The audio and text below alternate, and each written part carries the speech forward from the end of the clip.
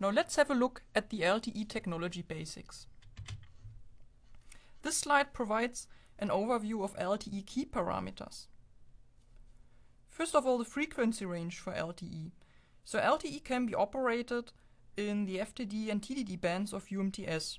So on the next page we will also see what these frequency bands are in detail. The channel bandwidths for LTE. So there is bandwidths defined 1.4 MHz, 3 MHz, 5 MHz, 10 MHz, 15 MHz and 20 MHz. And each bandwidth actually is composed of a certain number of resource blocks. As you can see in this table, a resource block is defined to be 180 kHz each, and the resource block represents the smallest entity for a resource assignment. So a terminal or subscriber can be assigned one resource block or multiples of it. And this is true for uplink and downlink. So 1.4 MHz actually is represented by 6 resource blocks, and so on up to the 20 MHz being represented by 100 resource blocks. Modulation schemes that are available for LTE are QPSK, 16 QAM and 64 QAM, where in the uplink the 64 QAM is optional for the handset to support. Multiple access schemes for LTE are the OFDMA in the downlink, orthogonal frequency division multiple access, and single carrier FDMA in the uplink.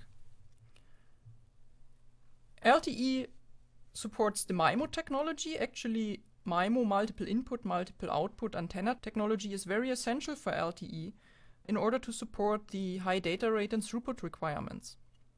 In downlink, a wide choice of MIMO configurations is possible for LTE, and there's different MIMO modes supported. For example, there's transmit diversity, spatial multiplexing, cyclic delay diversity, and we can have a maximum of 4 antennas as the base station, which is defined in the standards, and also maximum 4 receive antennas at the handset, which is of course quite challenging.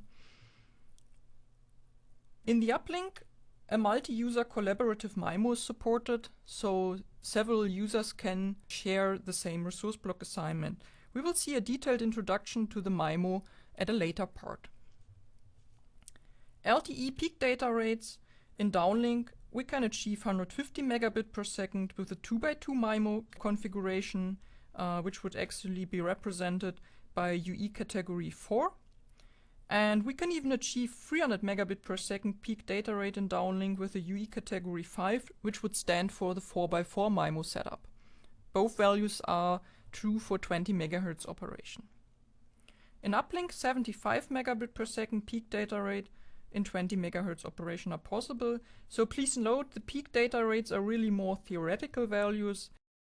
They are not likely to be achieved in real life scenarios, because in real life you have certain cell load, you have certain radio link situations, which will not allow these data rates for a particular user. So nevertheless, the peak data rates are always quite useful to see, because they give you kind of a reference of what's theoretically possible with the system.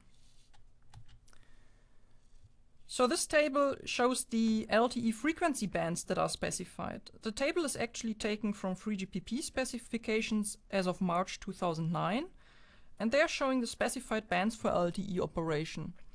So there will be more bands added in future. For example, there's the work on UMTS LTE 3.5 GHz operation ongoing.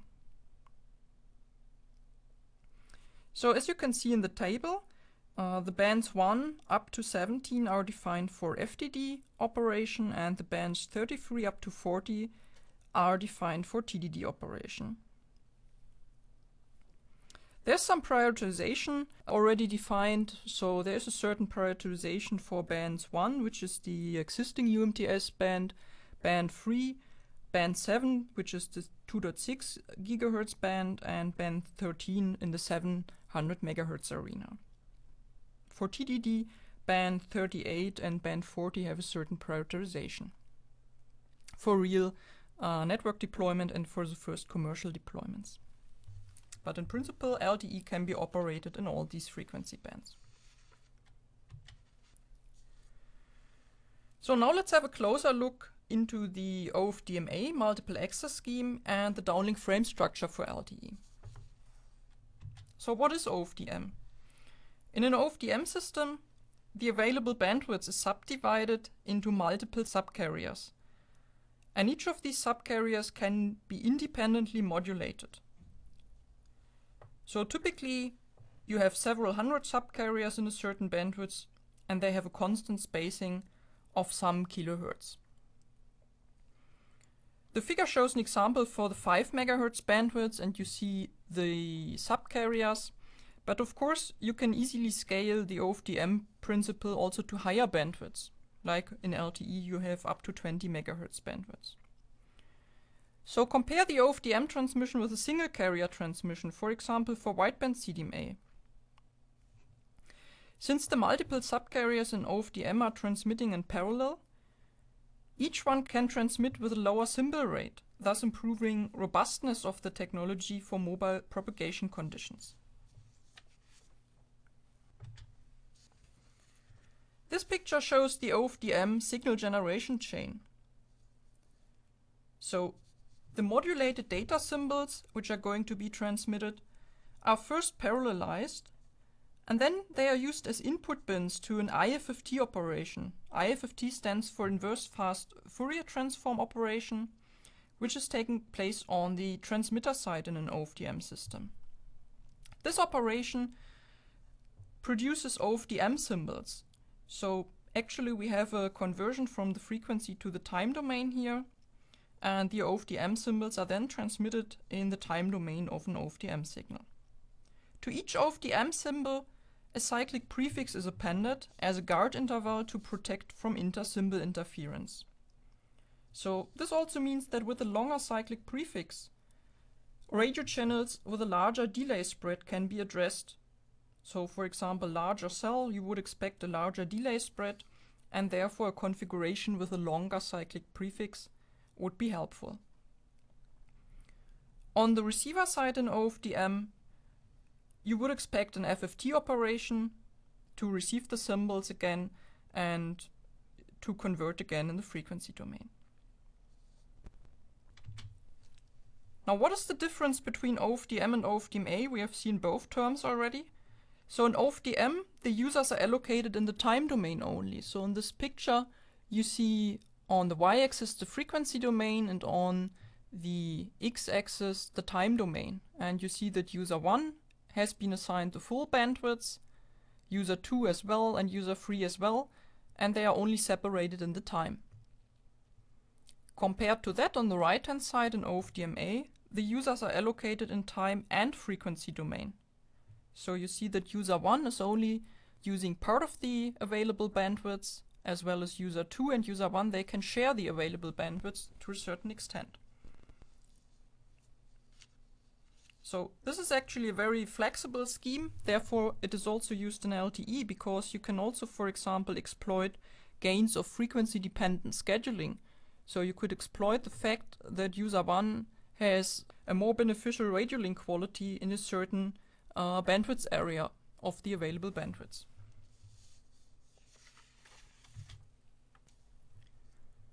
So LTE uses a conventional OFDMA scheme. The picture shows an example for 5 MHz bandwidth, but of course you could also extend it to the other bandwidth values and scale it accordingly. So you see here the representation of the signal in the time and in the frequency domain. In the frequency domain, you see here the subcarriers represented. In LTE, they have a constant spacing of 15 kHz for the regular configuration of the signal. And as we have seen, so you can transmit now and independently modulate on each of the subcarriers. The orthogonality of the subcarriers is also illustrated here. So in terms of the function here of each of the subcarriers, the frequency function, you see that where one subcarrier has a maximum, all the others have a zero crossing, which means that this is representing the orthogonality of the OFDM signal. In the time domain, you see the OFDM symbols transmitted, separated by guard intervals. In LTE, also we have a cyclic prefix as guard interval. Different configurations are possible. We have a normal cyclic prefix with 5.2 microseconds for the first symbol and 4.7 microseconds for the other symbols of a slot. And we also have an extended cyclic prefix for larger cell corresponding to 16.7 microseconds. LTE provides QPSK, 16 QAM and 64 QAM as downlink modulation schemes, so these can be assigned to the UEs in the resource allocations. So this picture illustrates a bit more the OFDMA time frequency multiplexing of several users. Again, the available bandwidth is organized in resource blocks of each 180 kHz, which is 12 subcarriers. So one UE can be assigned either one resource block, an example for this would be UE2, or multiple resource blocks, like UE1 has been assigned 3 resource blocks to transmit on. The subcarrier spacing is 15 kHz, and we can now see that each 1 millisecond these assignments can change. So the time domain in LTE is organized in subframes of each 1 millisecond, and one subframe corresponds to a transmission time interval. So every 1 millisecond we can change the scheduling decision, the base station can change the scheduling decision, and the distribution of the resource blocks among the users can change. Or it can also be maintained for the example of UE2. Now there's also the notion of a slot, which is 0.5 millisecond, corresponding to 7 OFDM symbols. The slot was introduced, for example, because the downlink reference symbols, also called the pilot symbols, are repeated every slot. So that's why it's also useful to have this notion of a slot.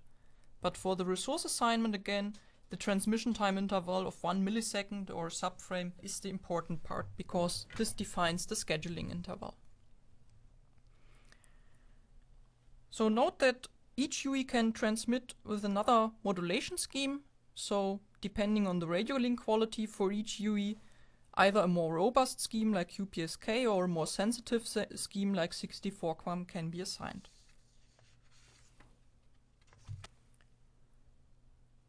Now let's have a closer look at the spectrum flexibility in LTE. We have seen that the physical layer supports any bandwidths from 1.4 MHz to 20 MHz in steps of 180 kHz, which is the resource block definition. But we've also seen that the current LTE specifications support a subset of 6 different system bandwidths for FDD and TDD, as they are also shown in the table. So this is these values of 1.4 up to 20 MHz, each corresponding to a certain number of resource blocks. The figure illustrates a bit more that the transmission bandwidths, which is actually then used in the downlink, for example, by the base station, is formed by the assigned bandwidths in terms of active resource blocks. The available channel bandwidth is a bit larger than the actual transmission bandwidth configuration of the cell, to leave some guard on both sides of the spectrum. Also important to note that all UEs must support the maximum bandwidth of 20 MHz, even though there may be smaller cell configurations available, and not all networks may support the 20 MHz depending on the spectrum that the operator has available. This slide shows the LTE frame structure type 1, which is the one for FDD operation, frequency division duplex. We have here the radio frame, which is defined as 10 millisecond, and that is the same definition as in wideband CDMA. One radio frame contains 10 subframes, and one subframe contains 2 slots.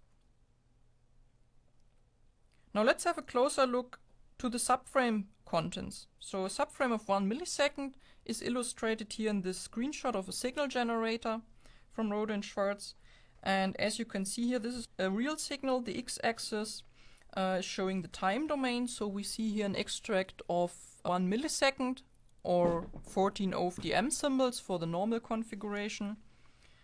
And on the y-axis you have the frequency domain with 50 resource blocks, which is a 10 MHz signal. Now what is the contents of each subframe?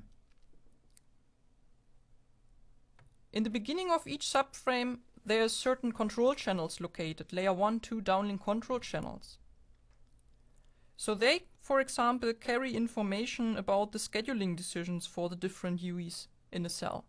So the UE would first read on these downlink control channels in order to get information whether there's resource assignments with user data inside the subframe coming up.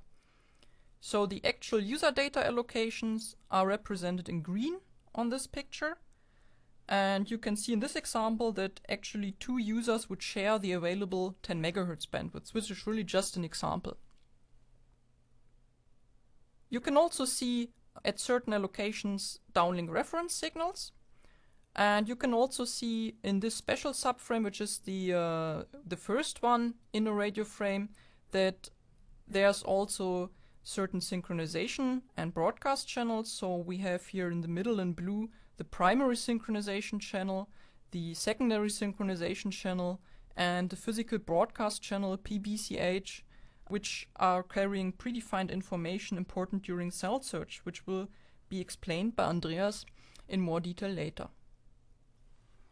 Christina, one question to the time plane showed by the signal generator.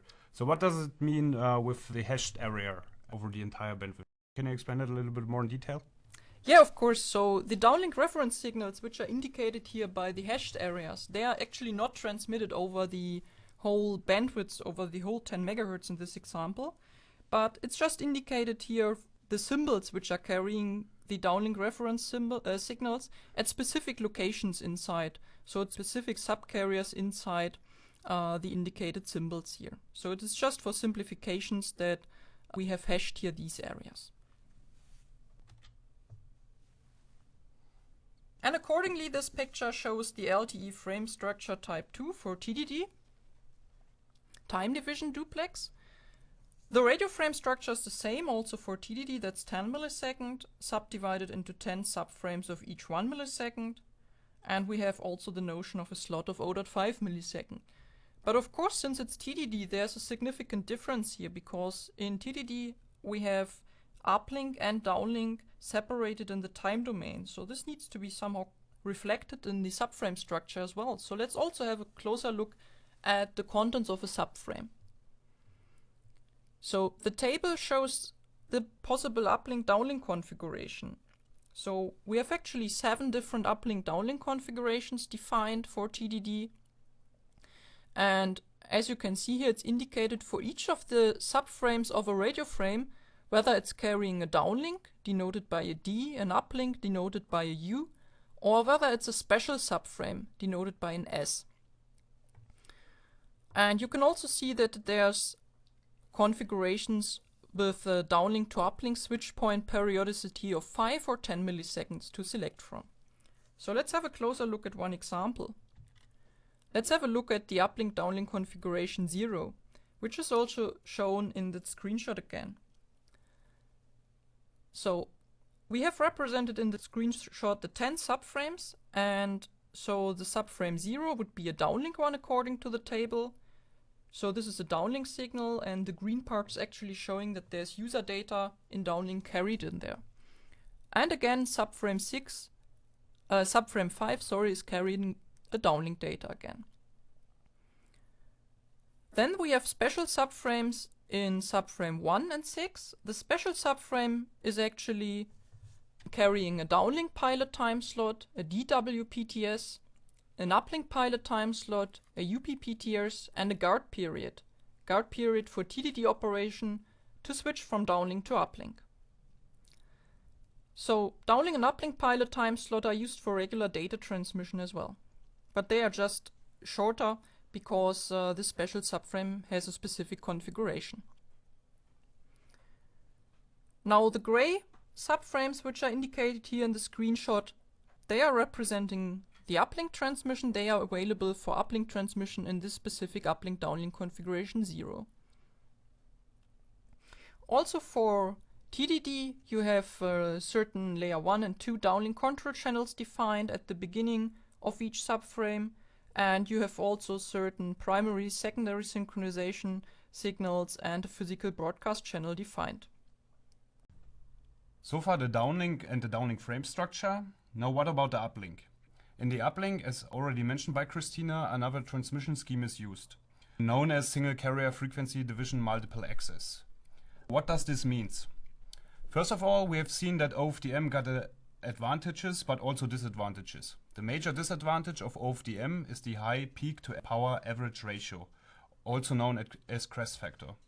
This is the result as this transmitted signal is the sum of all modulated subcarriers, and as some of them are in phase, high amplitudes are not avoidable. The high peak to average power ratio requires high resolution digital analog and analog digital converters, as well as very linear transmitter circuitry, as any non-linearity will cause intermodulation distortion, raising phase noise, causing intercarrier interference, and out-of-band spurious radiation. This is already challenging in the downlink, where we do have no trouble in providing power or space for the design. On the terminal side, this is nearly an overkill.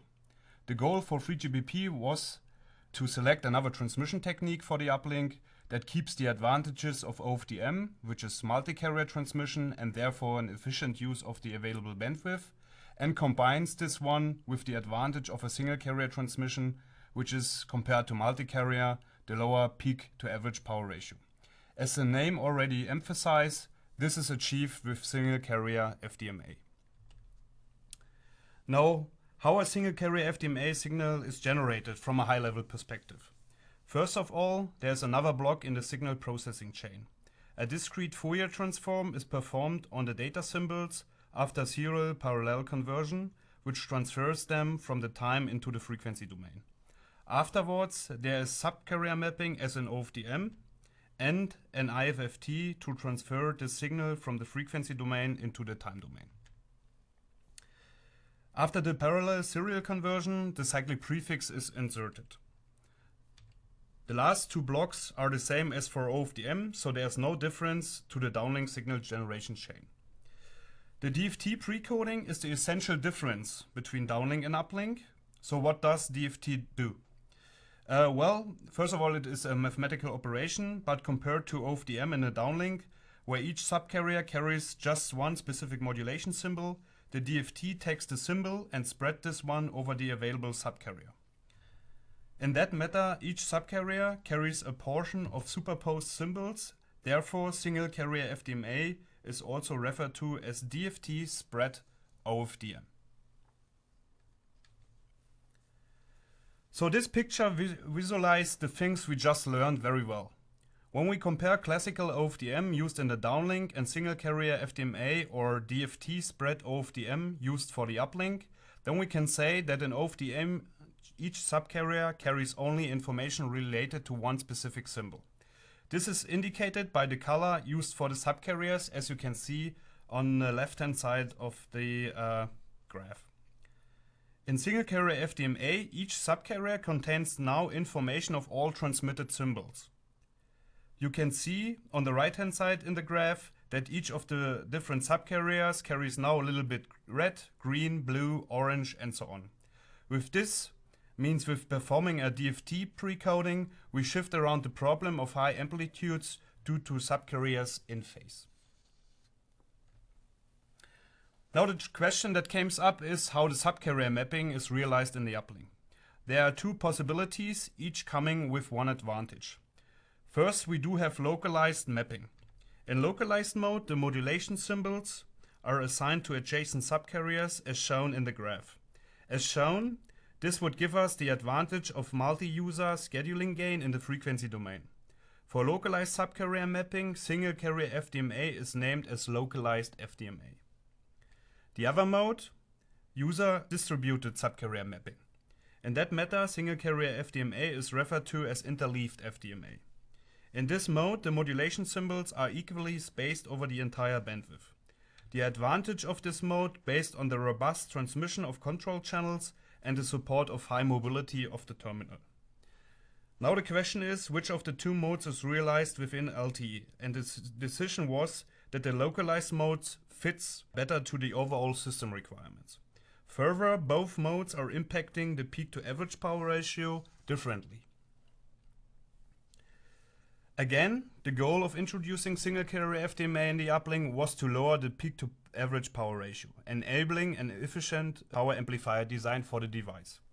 This chart shows the complementary cumulative distribution function, which describes the probability distribution of the peak-to-average power ratio. The CCDF is displayed for OFDMA, so for the downlink, and for both modes of single-carrier FDMA, localized and interleaf FDMA. This data is taken from an article published in IEEE magazine back in September 2006, so in the very early days of LTE definition. The simulation uses a system with 256 subcarriers in a 5 MHz channel, where 64 subcarriers have been assigned to the user, which are in case A, QPSK modulated, and in case B, 16-QAM modulated. Further, pulse shaping was applied to the signal or not. In difference to 2G and 3G, there's no filter definition in LTE, means this is open to the design engineers. Just the defined in-channel requirements, for example modulation quality measured with the EVM, and out-of-channel requirements, adjacent channel leakage power ratio or spectrum emission mass, need to be passed by the transmitter design. In this simulation, a root race cosine filter was used with a roll-off factor of 0.5. As we can see, the crest factor for OFDM is constant at around 12 dB, which is comparable to WiMAX. And it is independent from the modulation scheme and the used filter. This is different for single carrier FDMA, especially for interleaf FDMA. For localized FDMA, which is the blue line, which is the mode which is used in LTE, the peak to average power ratio is in case of QPSK modulation around 8 dB and therefore 3 dB lower than OFDMA. For 16-QAM the difference is just around 2 dB. As already emphasized by Christina, LTE uses two modes: frequency division multiplex, FDD, and time division multiplex, TDD. The parameterization in the uplink is for FDD the same as in the downlink. The two different cyclic prefixes are used, normal and extended, giving 6 respectively 7 single carrier FDMA symbols in the uplink.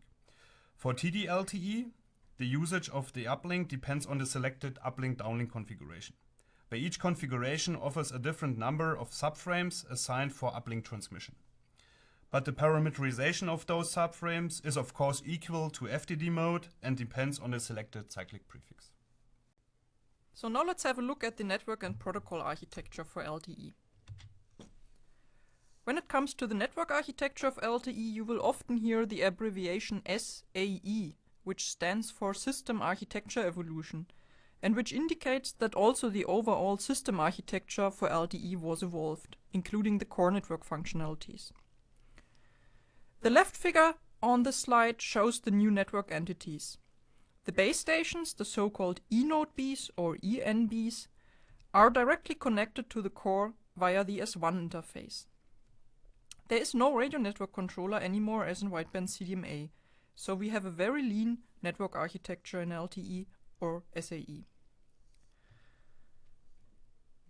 The base stations are also interconnected with each other via the X2 interface. This is, for example, used to prepare handover situation and forward packets during handover. The right figure shows in more detail the functional split between a base station, an E-node B, and the evolved packet core network. The EPC or evolved packet core consists of different entities: the MME, which is the mobility management entity, the serving gateway, and the packet data network gateway. The base station, the E-node B, constitutes the evolved UTRAN, so it constitutes the radio access network, which also means that a lot of functionality is concentrated inside the base station. So you see the complete protocol stack for the radio protocols, physical layer, medium access control layer, MAC, radio link control layer, RLC, packet data convergence protocol layer, PDCP, and radio resource control layer, RRC, are part of the base station or are terminating in the base station. In terms of functions, this means that the base station hosts functionality for scheduling, dynamic resource allocation, measurement configuration and provision, radio admission control, connection mobility control, radio BIRA control, and intercell radio resource management. So there's really a lot of functionality concentrated inside the base station, a lot of intelligence. The mobility management entity on the evolved packet core side hosts the non-access stratum security protocols, the idle state mobility handling, and the evolved packet system EPS BIRA control. The serving gateway hosts functions for mobility anchoring, and the packet data network gateway constitutes the connection to the internet, for example, and functions for packet filtering and IP address allocation.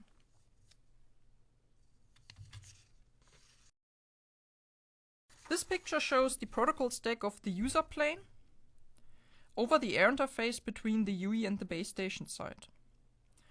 Actually, the names of the protocols you may already know from wideband CDMA. So we have physical layer, medium access control, MAC, radio link control, RLC, and packet data conversions protocol, PDCP. But the functional split is slightly different compared to wideband CDMA.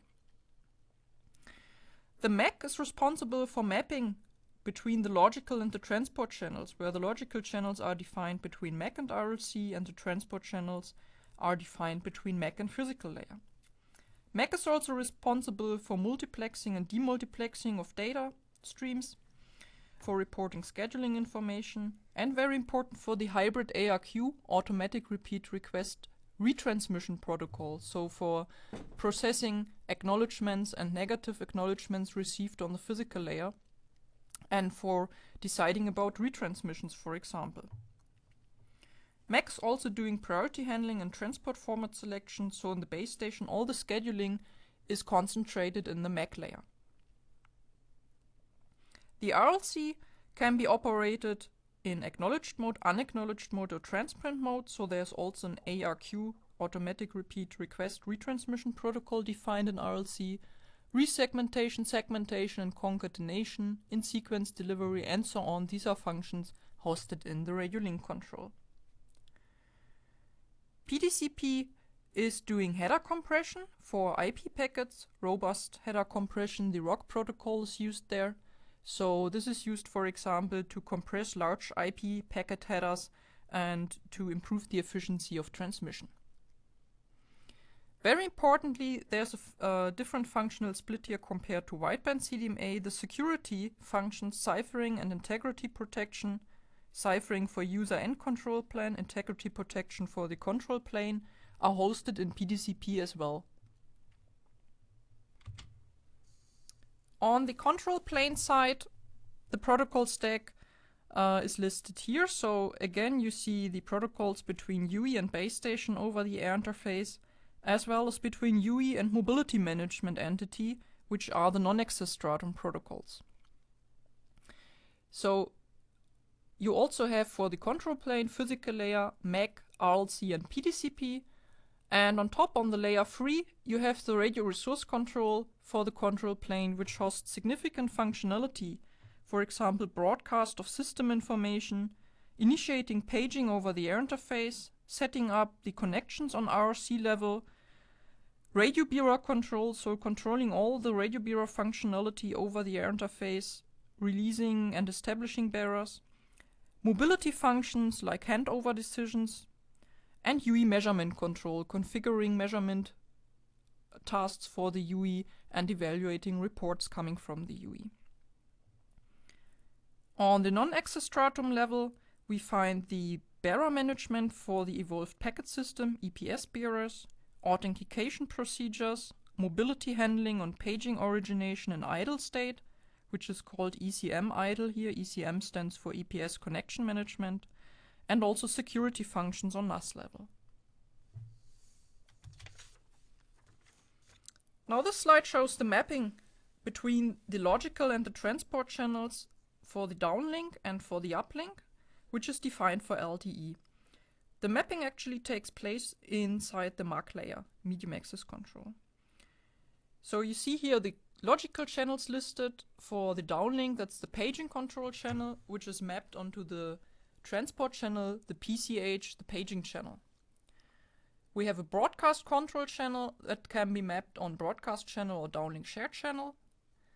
We have a common control channel, dedicated control channel, and dedicated traffic channel as logical channels defined in the downlink, which are all mapped on downlink shared channel. So you see here the downlink shared channel as a transport channel in LTE has a very important function. Christina, one question to that slide showing the downlink channel mapping.